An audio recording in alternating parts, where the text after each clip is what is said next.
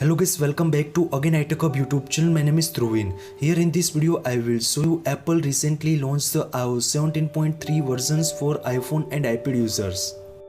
In this update, Apple launched the stolen device protections for iPhone and iPad users.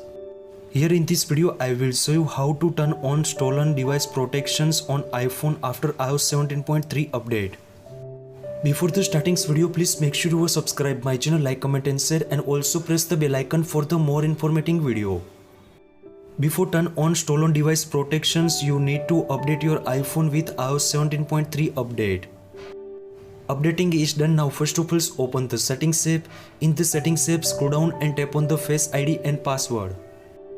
Now type in passcode to verify your identity, then tap on the turn on protections under the stolen device protection. This way too you can easily turn on stolen device protections on your iPhone and iPad. In iOS 17.3, stolen device protections is designed to protect your data and device on your iPhone and iPad. I hope this video helpful for you. Thank you so much. Please subscribe my channel, like, comment and share. If you have any query about that, so please DM on my Instagram. Thank you so much. Take care. Bye bye.